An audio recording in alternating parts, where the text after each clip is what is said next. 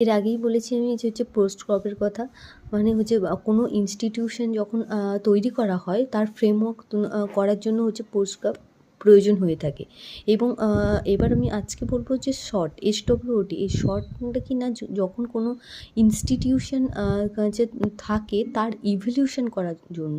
মানে সেই ইনস্টিটিউশনটি কতটা ভালোভাবে কাজ করছে বা কীভাবে কাজ করছে তার ইভলিউশন করার জন্য হচ্ছে এই শর্টটি ব্যবহার করা হয়ে থাকে। এই শর্ট হচ্ছে যে কিনা এসের হচ্ছে ফুল ফর্ম হচ্ছে যে কিনা স্ট্রেংথ, আর হচ্ছে ডব্লিউ হচ্ছে উইকনেস, ও হচ্ছে অপরচুনিটি, টি হচ্ছে থ্রেট। এটি হচ্ছে এর ফুল ফর্ম। আর হচ্ছে এই স্ট্রেংথ এবং উইকনেস এস এবং ডব্লিউ এটি হচ্ছে যে একটা অর্গানাইজেশনের হচ্ছে ইন্টারনাল পার্ট। আর হচ্ছে যে ও এবং টি অপরচুনিটি অ্যান্ড হচ্ছে থ্রেট এটি হচ্ছে এক্সটার্নাল পার্ট। ঠিক আছে? তো এইভাবেই হচ্ছে যে শর্টটা কাজ করে থাকে কোনো ইনস্টিটিউশনের রিভলিউশন করে থাকে। তারপরে আমি বলবো হচ্ছে যে ক্রিটিক্যাল পাথ